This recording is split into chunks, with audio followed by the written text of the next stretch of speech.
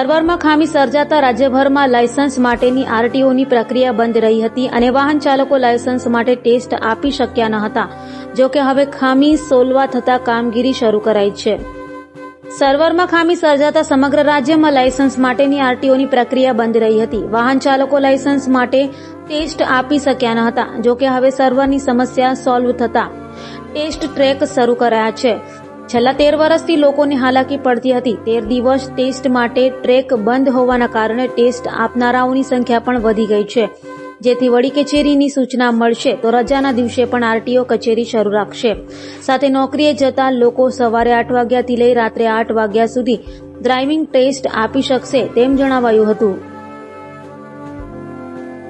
છેલ્લા 13 દિવસથી સમગ્ર રાજ્યમાં તેમજ સુરત આરટીઓ કચેરી ખાતે ડ્રાઇવિંગ ટેસ્ટ ટ્રેક સોફ્ટવેરની ટેકનિકલ ખામી સર્જાતા બંધ હતો. જે એનઆઈસીની ટેકનિકલ ટીમ દ્વારા જેનું આજે નિરાકરણ લાવતા આજ રોજ 2 વ્હીલર તેમજ 4 વ્હીલરના ટેસ્ટ રાબેતા મુજબ આજથી સુરત આરટીઓ કચેરી ખાતે શરૂ કરવામાં આવેલ છે. જે પણ આટલા દિવસોની અંદર ટ્રાય લેવામાં આવ્યા નથી તેનું આગામી દિવસોની અંદર વડી કચેરીના માર્ગદર્શન અનુસાર જો જરૂર પડે તો ટેસ્ટ ટ્રેકનો સમયગાળામાં વધારો કરીને તેમજ રજાના દિવસોમાં પણ ટેસ્ટ ટ્રેક શરૂ રાખીને જે પણ આ બેકલોગ ઉદ્ભવ્યો છે તેનું નિરાકરણ લાવવાનો પ્રયત્ન કરવામાં આવશે.